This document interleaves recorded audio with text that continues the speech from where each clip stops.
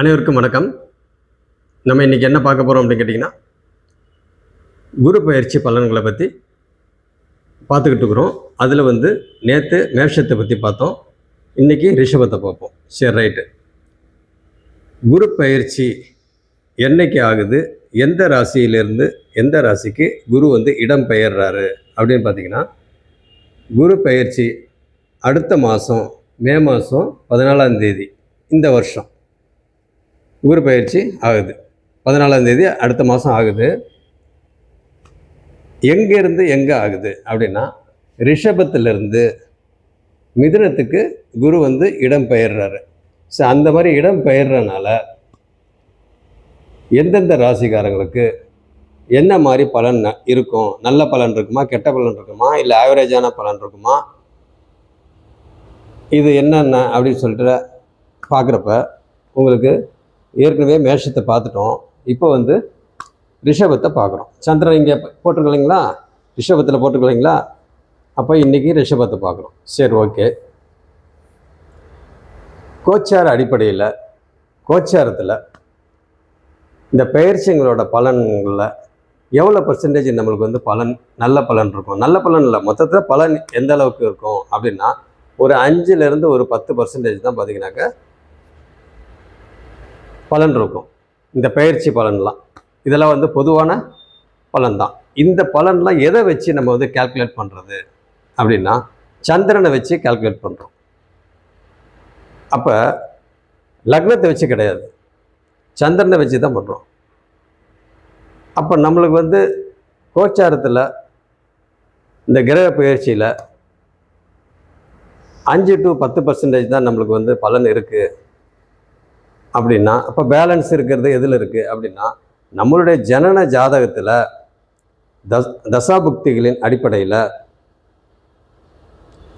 Balance இருக்கிற 80-85% பலன் அங்கே இருக்குது. அதுதான் பார்த்திங்கன்னா நம்மளுக்கு நிரந்தரம்.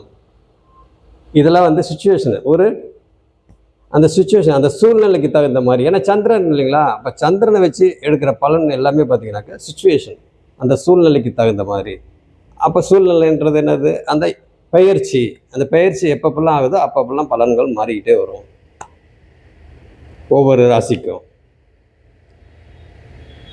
அப்போ நம்ம வாழ்க்கையில் பார்த்திங்கன்னா ஒவ்வொரு விஷயத்தையும் ஒவ்வொரு சம்பவத்தையும் நிர்ணயிக்கிறது எது அப்படின்னு கேட்டிங்கன்னா தசாபுக்திகள் தான். அதனால தான் அதுக்கு பார்த்திங்கன்னா ஒரு 80 to 85% அந்த பலன் இருக்குது.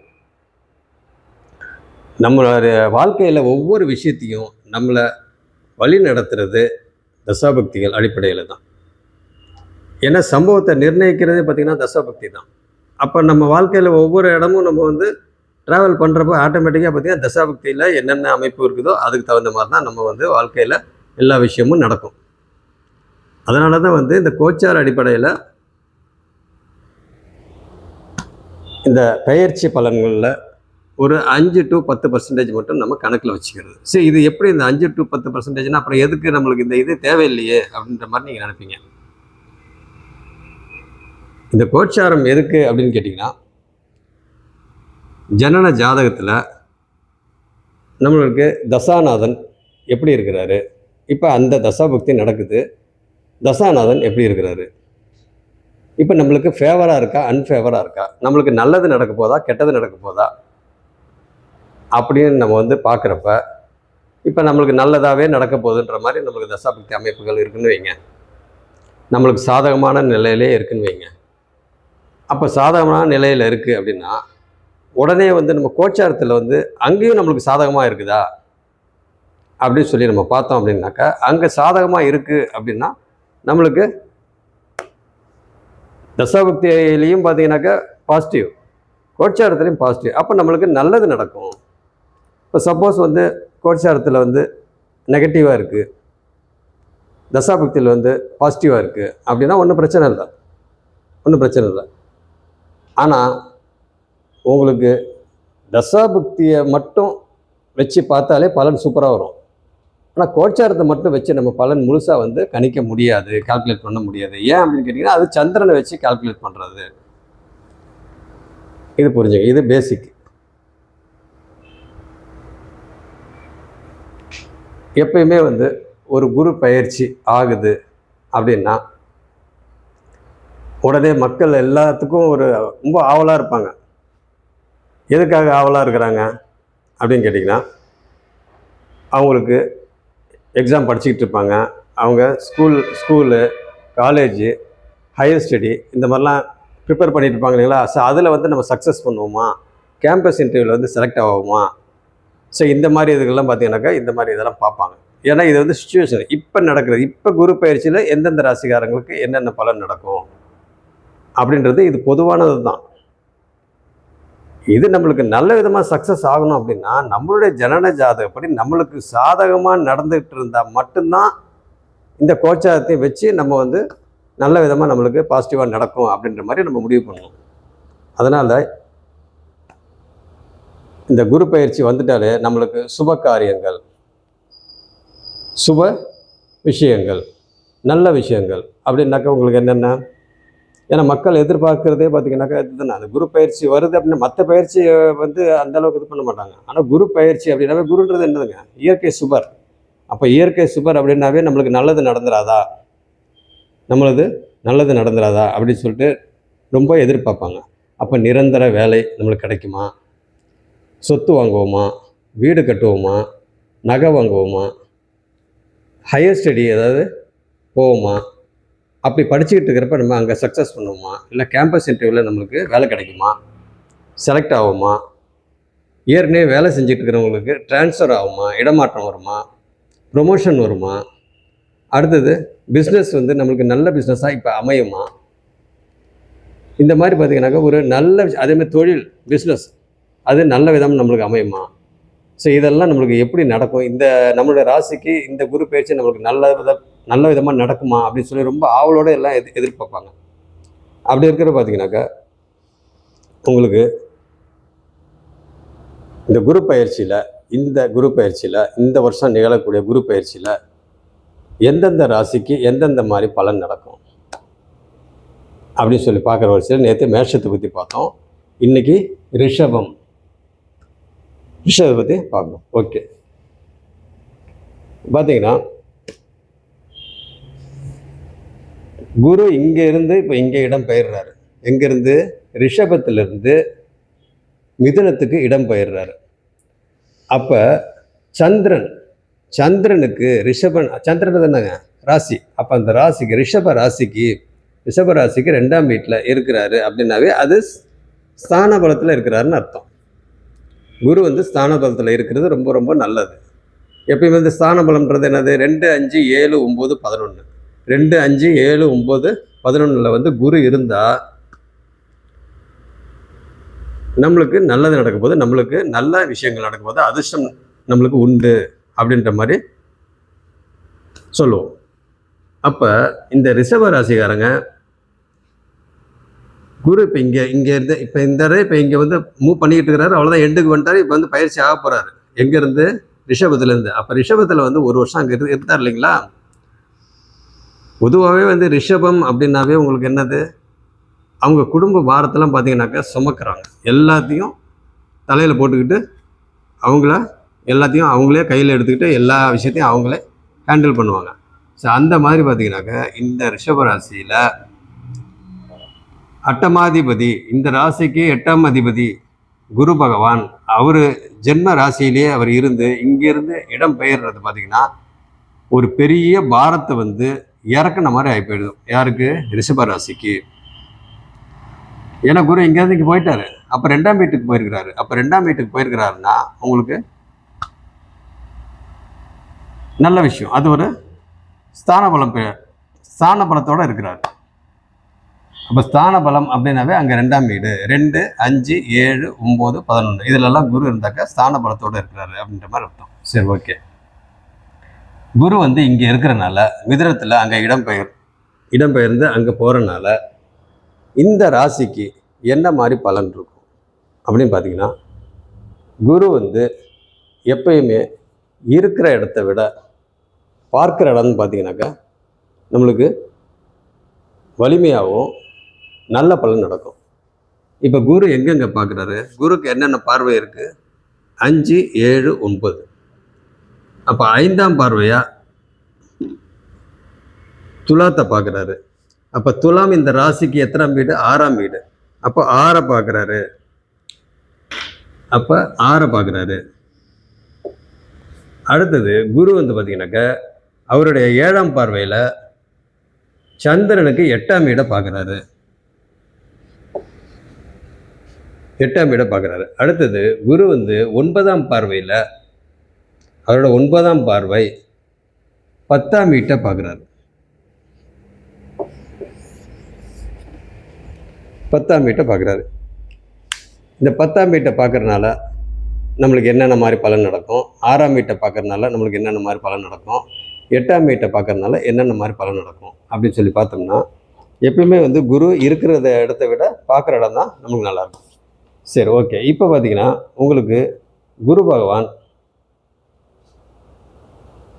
இங்கே இருக்கிறாரு அப்படின்னா அவர் கம்ஃபர்டபுளாக இருக்கிறாரா இல்லையா அப்படின்னு பார்த்தீங்கன்னா, இங்கே 2ஆம் வீடு அவருக்கு பகை வீடு தான். நம்ம அந்த இதெல்லாம் எடுக்க வேணாம். நம்ம கோச்சாரப்படி தான். கோச்சாரப்படி இங்கே இடம் பயிற்சி, அதாவது குரு பயிற்சி ஆகி இங்கே பார்த்தீங்கன்னா இடம் மாறி இருக்கிறாரு. சரி, ஓகே. அப்படி இருக்கிறப்ப உங்களுக்கு குரு வந்து 5ஆம் பார்வையாக இங்கே பார்க்குறாரு, 6ஆம் வீட்டை பார்க்குறாரு அப்படின்னாவே உங்களுக்கு 6ஆம் வீட்டோட ஆதிபத்தியம் என்னது? உங்களுக்கு 6ஆம் வீட்டோட ஆதிபத்தியம் கடன், நோய், எதிரி. அப்போ இந்த இடத்துல பார்த்தீங்கன்னாக்கா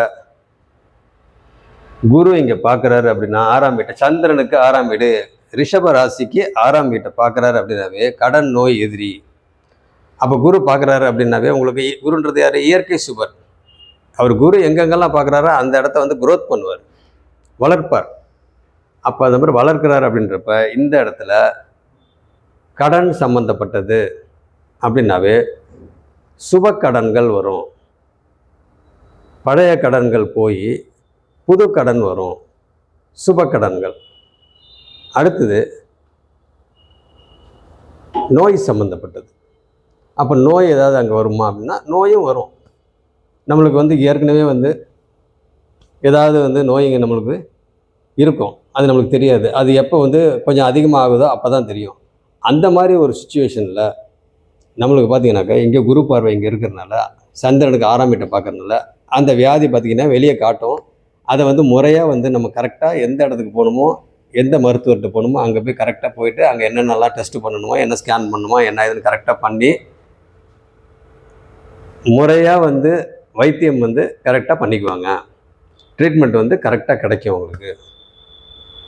எங்கள் குரு வந்து இங்கே 6ஆம் வீட்டை பார்க்கறதுனால கடன், நோய், எதிரி. அப்போ எதிரிங்க பார்த்தீங்கன்னாக்கா கட்டுக்குள் இருப்பாங்க. எதிரிங்க வந்து தலை தூக்க மாட்டாங்க, கட்டுக்குள் இருப்பாங்க. அப்போ கடன் பார்த்தீங்கன்னாக்கா சுப கடன் இருக்கும். அப்போ சுப கடன் என்னது? பழைய கடன் தீர்ந்து சுப கடன், புது கடன் வரும். அப்போ புது கடன்றது நம்ம வந்து சுப கடன் அப்படின்னாக்கா தேவையான கடன், நல்ல கடன், கெட்ட கடன் கிடையாது, நல்ல கடன். அந்த மாதிரி ஒரு அமைப்பில் குரு பார்வை வந்து நம்மளுக்கு நல்ல விதமாக 6ஆம் இடத்தை பார்க்கறதுனால உங்களுக்கு இந்த மாதிரி ஒரு அமைப்பு வரும். அதே போல் இங்கே 6ஆம் வீடு அங்கே பார்க்குறாரு அப்படின்னா அங்கே எதிரிங்க சுப எதிர் வருது இல்லைங்களா? அப்போ திடீர் மறைமுகமான எதிரிங்களோட பணம், உழைக்காமல் வரும் பணம், இதெல்லாம் அதே மாதிரி ஷேர் மார்க்கெட் சம்மந்தப்பட்டது. ஏன்னா இது ஏற்கனவே பார்த்தீங்கன்னாக்கா சுக்கிரனோட வீடு. இந்த ராசிக்கு அதிபதியோட இன்னொரு வீடு துலாம். அந்த வீட்டை பார்க்கறதுனால பார்த்தீங்கன்னாக்கா உங்களுக்கு ஆட்டோமேட்டிக்காக நல்லது நடக்கும். திடீர் அதிர்ஷ்டம் 8ஆம் வீடு அப்படின்னாலும் இங்கே உழைக்காமல் வரும் பணம், அதுவும் 8ஆம் வீடு அப்படின்னாலும் இங்கே பார்த்தீங்கன்னாக்கா ஷேர் மார்க்கெட் அப்படின்னாவே உழைக்காமல் வரும் பணம் ப்ளஸ்ஸு எதிரிங்களோட பணம். அப்போ எதிரிங்களோட பணம் அப்படின்னாவே என்னங்க உங்களுக்கு அங்கே உழைக்காமல் வரும் பணம் தான். அப்போ இங்கே பார்த்தீங்கன்னாக்கா உங்களுக்கு கடன், சுப கடன், நோய் சம்மந்தப்பட்டது புதுசாக ஏதாவது வரும். அதை வந்து நம்ம முறையாக வந்து கண்டுபிடிச்சி அதுக்கு கரெக்டாக வந்து நம்ம ட்ரீட்மெண்ட் பண்ணிடுவோம். இதெல்லாம் இங்கே நடக்கும். இது குரு பார்வைன்றனால. இதே வேறு யாராவது பார்த்தாங்கனாக்கா உங்களுக்கு சனி, வேறு யாராவது பார்த்தாங்கன்னா அங்கே சிக்கல், சிவபாகவாலாம் பார்த்தாங்கன்னா சிக்கல். இப்போ நம்மளுக்கு வந்து பயிற்சி வந்து குரு பயிற்சி தான். அதனால் வந்து இவங்களை பற்றி மட்டும் நம்ம பேசுவோம், குருவை பற்றி மட்டும் பேசுவோம். அப்போ பார்த்தீங்கன்னா உங்களுக்கு 6ஆம் வீட்டோட குரு வந்து 5ஆம் பார்வையாக 6ஆம் வீட்டை பார்க்குறாரு. அப்போ 6ஆம் வீட்டை பார்க்குறாரு அப்படின்னாவே இதுதான் பலன். அடுத்து 8ஆம் வீட்டை பார்க்குறாரு. 7ஆம் பார்வையா 8ஆம் வீட்டை பார்க்குறாரு. 7ஆம் பார்வையா 8ஆம் வீட்டை பார்க்குறாரு. அவர் வீட்டை அவரே பார்க்குறாரு. அப்போ 8ஆம் வீடு அப்படின்னாவே மொத்தத்தில் 6ஆம் வீடு 8ஆம் வீடு அப்படின்னாவே உங்களுக்கு நல்ல பலன் நடக்குமா கெட்ட பலன் நடக்குமா அப்படின்னாவே எல்லாம் கலப்பாக தான் நடக்கும். கலப்பாக தான் நடக்கும். இங்கே பார்த்தீங்கன்னாக்கா உங்களுக்கு 6ஆம் வீடுன்றது என்னது, நம்மளுக்கு வியாதி வரக்கூடாது, கடனும் வரக்கூடாது. அப்போ அங்கே ரெண்டுமே பாருங்கள், பாசிட்டிவ் நெகட்டிவ் ரெண்டுமே கலந்துருக்குது. பழைய கடன் தீர்ந்து புது கடன் வரும். அவங்க தான் கடனே இல்லை அப்படின்ற மாதிரி அங்கே இல்லை. அதே மாதிரி வியாதி இல்லை அப்படின்ற மாதிரி இல்லை. வியாதி வரும், அதை கண்டுபிடிப்போம், அதுக்கு முறையாக வந்து ட்ரீட்மெண்ட் பண்ணுவோம். ஸோ அப்போ பார்த்தீங்கன்னாக்கா அட்வான்டேஜ் டிஸ்அட்வான்டேஜ் ரெண்டுமே இருக்கும். அப்போ நெகட்டிவ் பாசிட்டிவ் ரெண்டுமே இருக்கும். அப்போ அது அந்த மாதிரி இங்கே 6ஆம் வீடு. அதே மாதிரி எதிரிங்க பார்த்தீங்கன்னாக்கா நம்மளுக்கு கட்டுக்கோள் இருப்பாங்க. அதே மாதிரி வம்பு வழக்கு இந்த மாதிரி இதெல்லாம் நல்ல விதமாக உங்களுக்கு முடியும். நம்மளுக்கு கரெக்டாக என்னென்ன பிரச்சனை ரொம்ப ரொம்ப ரொம்ப சிக்கலாக இருந்தது அதெல்லாம் பார்த்தீங்கன்னாக்கா ஒரு ஒழுங்குக்கு வரும்.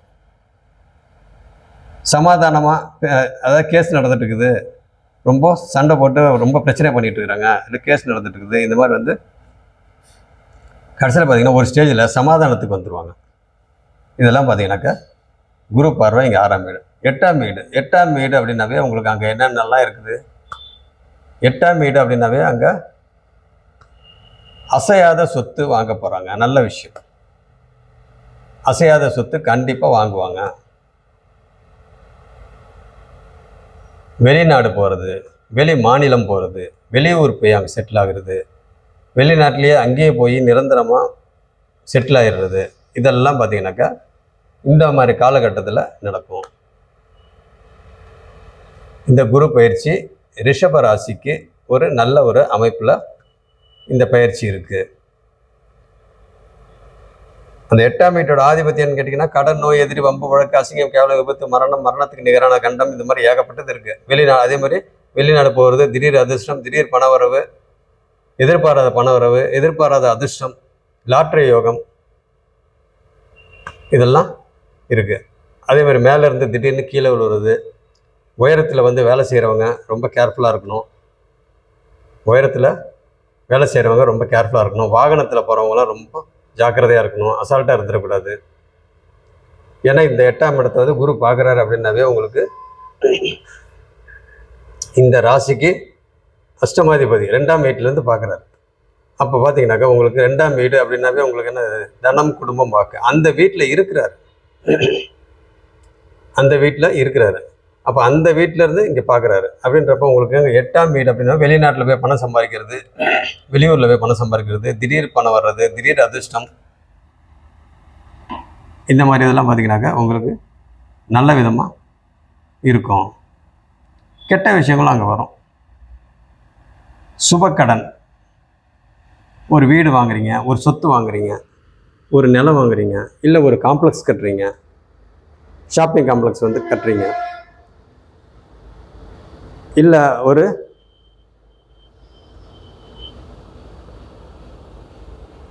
தோட்டம், பெரிய லெவலில் ஒரு தோட்டம், ஏக்கர் கணக்கில் தோட்டம் வாங்கி ஏதாவது ஒரு பெரிய லெவலில் விவசாயம் பண்ண போகிறீங்க. அப்போ அதுக்கெல்லாம் பார்த்தீங்கன்னாக்கா லோன் வாங்குவீங்க.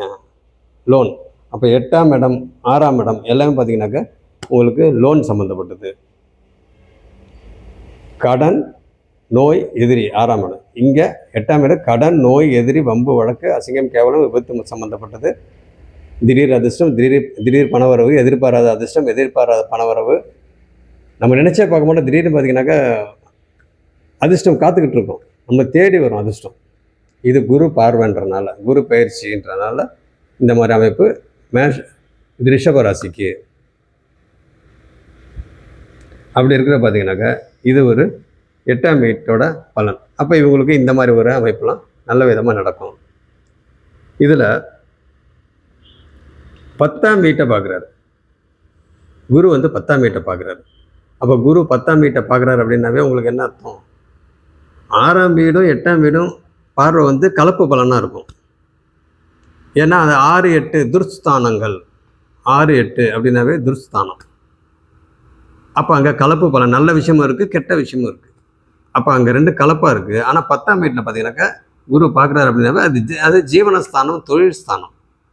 அப்போ ஜீவனஸ்தானம், தொழில் ஸ்தானம் அப்படின்னாவே உங்களுக்கு தொழில்கள்லாம் நல்ல விதமாக நடக்கும், நல்ல லாபங்கள் வரும், வெளிநாட்டு யோகம் திடீர்னு வரும். ஏன்னா அஷ்டமாதிபதி, இந்த ராசிக்கு அஷ்டமாதிபதி 2ஆம் வீட்டில் இருக்கிறாரு. அங்கேருந்து பார்க்குறாரு, 10ஆம் வீட்டை பார்க்குறாரு. அப்போ வெளியே போய் பணம் சம்பாதிக்கிறதுக்கு உண்டான அமைப்பு வரும். ஏன்னு கேட்டீங்கன்னா 2ஆம் வீட்டில் இருக்கிறார் அப்படின்னாவே உங்களுக்கு 2ஆம் வீட்டில் இருக்கிற தனம், குடும்பம், வாக்கு. அப்போ பணம் வெளியே போய் சம்பாதிக்கிறது, வெளியூரில் போய் சம்பாதிக்கிறது, வெளி மாநிலத்தில் போய் சம்பாதிக்கிறது, அந்த மாதிரி ஒரு அமைப்பு நல்ல விதமாக தொழில் இங்கே நடக்கும். அந்த மாதிரி ஒரு அமைப்பு. சரி, ஓகே. அடுத்தது குரு இங்கே இருக்கார் இல்லைங்களா, 2ஆம் வீட்டில் இருக்கிறார் அப்படின்னா எப்பவுமே இருக்கிற இடத்த விட பார்க்குற இடம் தான் வலு வந்து ஜாஸ்தியாகும், நல்ல பலன் நடக்கும். குரு வந்து இருக்கிற இடத்துல கொஞ்சம் கம்மியாக தான் நடக்கும். ஏன்னா எப்பயுமே குரு இருக்கிற இடத்த வந்து அவர் தியாகம் பண்ணிக்குவார். தியாகம் பண்ணி நம்மளுக்கு இல்லைனாலும் மற்றவங்களுக்கு வந்து எடுத்து கொடுத்து தியாகம் பண்ணுறது. அப்போ பார்த்தீங்கன்னாக்கா இங்கே தனம், குடும்பம், வாக்கு அந்த இடத்துல குரு உட்காந்துருக்கிறாரு அப்படின்னாவே தனம் சம்மந்தப்பட்டது நல்ல விதமாக இருக்கும், ஒன்றும் பிரச்சனை இல்லை. பேச்சு சம்மந்தப்பட்டது, வாக்கு யாருக்காவது கொடுத்தாங்கன்னா அது நிறைவேறும். சொன்ன சொல்ல காப்பாற்றுவாங்க. ஒரு வார்த்தை சொல்லிட்டாங்கன்னா அதை காப்பாற்றுவாங்க. ஆனால் அதை காப்பாற்றுறதுக்கு பார்த்தீங்கன்னாக்கா ரொம்ப சிரமப்படுவாங்க. அதுதான் தியாகம் பண்ணுறது. குரு இருக்கிற இடத்த வந்து தியாகம் பண்ணுறதுன்றது என்னது? குருனாவே என்னங்க, பெரிய மனுஷத்தன்மை தானே. பெரிய மனுஷத்தன்மையில இருப்பார் அவர். திடீர்னு வந்து அவர் வாக்கு கொடுத்துருவார். வாக்கு கொடுத்தாருன்னா அவர்கிட்ட இருக்காது, பெரிய லெவலில் அவர்கிட்ட பணமும் இருக்காது, ஒன்றும் இருக்காது. ஆனால் அவர் வாக்கு மட்டும் கொடுத்துருவார். ஆனால் அதை வந்து நிறைவேற்றணும் அப்படின்றதுக்காக இவர் சிரமப்படுவார். சிரமப்பட்டு எப்படியாவது கரெக்டாக அவர் என்னைக்கு சொன்னாரோ அன்னைக்கு வந்து கரெக்டாக அதை கொடுத்துருவார். இதை தான் வந்து சொன்ன சொல்ல வந்து காப்பாற்றுவார். தனம், குடும்பம், வாக்கு. அப்போ குடும்பத்தாரோடு இணக்கமான சூழ்நிலை இருக்கும். குடும்பத்தாரோடு இணக்கமான சூழ்நிலை இருக்கும். அப்போ தனம், குடும்பம், வாக்கு. பணம் பிரச்சனை பெருசாக அங்கே வராது. அதே சமயத்தில் நல்ல விதமாக இருக்கும். அதே சமயத்தில் வாக்கு வந்து மாற்றி பேச மாட்டாங்க, சொன்ன சொல்ல காப்பாற்றுவாங்க. அதே போல் பார்த்திங்கனாக்கா உங்களுக்கு குடும்பத்தாரோடு நல்ல விதமாக இணக்கமான ஒரு சூழ்நிலை இருக்கும், ஒன்றும் பிரச்சனை இல்லை, நல்ல விதமாக தான் போயிட்டுருக்கும். அதே போல் இந்த குரு வந்து உச்ச வீட்டுக்கு பக்கத்துலேயே உட்காந்துருக்கிறார். குரு வந்து உச்ச வீட்டுக்கு பக்கத்துலேயே உட்காந்துருக்கிறார். அப்போ உச்ச வீட்டுக்கு பக்கத்தில் உட்காந்துருக்கிறாரு அப்படின்னாவே உங்களுக்கு என்னது? 3ஆம் வீடு. அப்போ 3ஆம் வீடு உச்சம் இங்கே ஆகிறாரு, அதுக்கு பக்கத்துலேயே உட்காந்துருக்காரு. அந்த 3ஆம் வீட்டோட இதையும் பார்த்தீங்கன்னா கொஞ்சம் லைட்டாக பண்ணுவார். அப்போ என்ன பண்ணுவார்? அங்கே தைரியமாக இருப்பாங்க, தைரியமாக எதையுமே ஃபேஸ் பண்ணுவாங்க. தைரிய வீரியஸ்தானம், தைரிய வீரியஸ்தானம். அங்கே சகோதர ஸ்தானம், புகழுக்கு உண்டான ஸ்தானம், முயற்சி ஸ்தானம். இதெல்லாம் பார்த்தீங்கன்னாக்கா அந்த 3ஆம் வீடு. தொடர்புக்கு உண்டான ஸ்தானம், எல்லாமே ட்ராவல் பண்ணுறதுக்கு உண்டான இடம் இது ஸ்தானம். அப்போ இது எல்லாம் பார்த்தீங்கன்னாக்கா இங்கே இருக்குது. அப்போ அதுக்கு உச்சன் வீட்டுக்கு பக்கத்தில் இருக்கிறதுனால அங்கேயும் அந்த மாதிரி விஷயங்கள், அந்த 3ஆம் வீட்டோட ஆதிபத்தியம், 3ஆம் வீட்டில் என்னென்ன பலன் இருக்கோ இதெல்லாம் பார்த்தீங்கன்னாக்கா நல்ல விதமாக நடக்கும். ஏன்னா அங்கே பக்கத்துலேயே இருக்கிறனால. அப்படி இருக்கிறப்ப உங்களுக்கு ஓவராலாக பார்க்குறப்ப இது இவ்வளோ நம்ம சொன்னாலுமே வந்து பார்த்திங்கன்னா இதெல்லாம் வந்து எல்லா இது ரிஷபராசிக்காரங்களுக்கும் நடந்துருமா அப்படின்னா அது அவங்கவுங்க ஜாதகப்படி தான். அவங்க ஜாதகப்படி எப்படி அமைப்பு இப்படி இருக்குது, தசாபக்தி அமைப்பு எப்படி இருக்குது, அவங்களுடைய ஜாதக வலு எப்படி இருக்குது, அதை வச்சு தான் நம்ம வந்து எப்படி இருக்கும் அப்படின்றத முடிவு பண்ண முடியுமே ஒழிய கோச்சாரத்தை வச்சு நம்ம வந்து முழுசாக முடிவு பண்ண முடியாது. அதனால் பார்த்தீங்கன்னாக்கா உங்களுக்கு இந்த பொதுவான பலனாக பார்த்தோம். இந்த குரு பயிற்சி ரிஷப ராசிக்கு எப்படி இருக்கும் பொதுவாக அப்படின்னு பார்த்தீங்கன்னா, இருக்கிற ராசிங்கள்லேயே இருக்கிற பயிற்சிகள்லேயே இந்த வருஷத்தில் என்னென்ன பயிற்சி வருதோ அத்தனை பயிற்சிகள்லையுமே பார்த்தீங்கன்னாக்கா சாதகமான பலன் யாருக்கு இருக்குது அப்படின்னு கேட்டிங்கனாக்கா ரிஷபத்துக்கு தான் இருக்குது. ஏன் ரிஷபத்துக்கு இருக்குது அப்படின்னு கேட்டிங்கன்னா, சனி வந்து பார்த்திங்கனாக்கா இங்கே 11ஆம் வீட்டில் இருக்கிறாரு. சனி வந்து ராசிக்கு 11ஆம் வீட்டில் இருக்கிறாரு. ரிஷப ராசிக்கு 11ஆம் வீட்டில் இருக்கிறாரு, லாபஸ்தானத்தில் இருக்கிறாரு. அடுத்தது ராகு வந்து பார்த்திங்கனாக்கா 10ஆம் வீட்டுக்கு வரப்போகிறாரு. இப்போ ராகு வந்து 10ஆம் வீட்டுக்கு வரப்போகிறாரு அப்படின்னா அங்கேருந்து குரு பார்வை இருக்குனாக்கா உங்களுக்கு எல்லாமே பார்த்தீங்கன்னா தொழிலில் வந்து நல்ல பெரிய லெவலில் அவங்க க்ரோத் இருக்கும். க்ரோத் வந்து பெரிய லெவலில் இருக்கும். ராகு அப்படின்னாவே நாங்கள் அப்படியே பூம் பண்ணுறதுன்னா, அப்போ ராகு இங்கே வந்துட்டாவே குரு பார்வை இருக்குனாவே ஆட்டோமேட்டிக்காக வந்து குரு வந்து ராகுவை வந்து கண்ட்ரோல் பண்ணுவார். ராகு வந்து கண்ட்ரோல் பண்ணுவார். அப்போ பார்த்தீங்கன்னா ராகு கண்ட்ரோல் பண்ணிட்டாவே ஆட்டோமேட்டிக்காக ராகு வந்து நல்ல விதமாக எல்லாத்தையுமே வந்து பெரிய லெவலில் கொண்டு போவார். தொழிலாக இருக்கட்டும், எதுவாக இருக்கட்டும், எந்த பிரச்சனையாக இருக்கட்டும், எந்த ஒரு நல்ல விஷயமா இருக்கட்டும் பெரிய லெவலில் கொண்டு போவார். முக்கியமாக தொழில் விஷயத்தில், ஏன்னா அது தொழிலுக்கு உண்டான ஸ்தானம் தானே. அப்படி இருக்க பார்த்தீங்கன்னாக்கா நல்ல விதமாக நடக்கும், தொழிலெல்லாம் நல்ல விதமாக நடக்கும். அப்போ பார்த்தீங்கன்னா ரொம்ப சிரமப்பட மாட்டாங்க. ஆனால் லாபங்கள் பார்த்திங்கன்னா நிறையா வரும். இன்வெஸ்ட்மெண்ட்டு கம்மியாக இருக்கும், ஆனால் லாபங்கள் நிறையா வரும். அந்த மாதிரி இதெல்லாம் பார்த்திங்கன்னா ராகு இங்கே இடம்பெயர போகிறாரு. அதனால் ரிஷப ராசிக்கு ராகு 10ஆம் இடத்துக்கு வரப்போகிறாரு. சனி வந்து 11ஆம் வீட்டில் இருக்கிறாரு. குரு வந்து இங்கேருந்து 2ஆம் வீட்டுக்கு போகிறாரு. அப்போ இந்த அமைப்பில் வருஷ கிரகங்கள் என்று சொல்லக்கூடிய இத்தனை கிரகங்கள் அவங்களுக்கு சாதகமாக இருக்குது இந்த வருஷத்தில் ரிஷப ராசிக்கு. அப்போ பார்த்தீங்கன்னா உங்களுக்கு இந்த அமைப்பு சாதகமான அமைப்பு, ரிஷபராசிக்கு சாதகமான அமைப்பு. இன்னொரு விஷயம் இருக்குது. என்ன விஷயம் அப்படின்னு கேட்டிங்கனாக்கா, இன்னும் நிறைய விஷயம் இருக்குது. ஒரு விஷயம்லாம் இல்லை, அது சொல்லிக்கிட்டே இருக்கலாம்.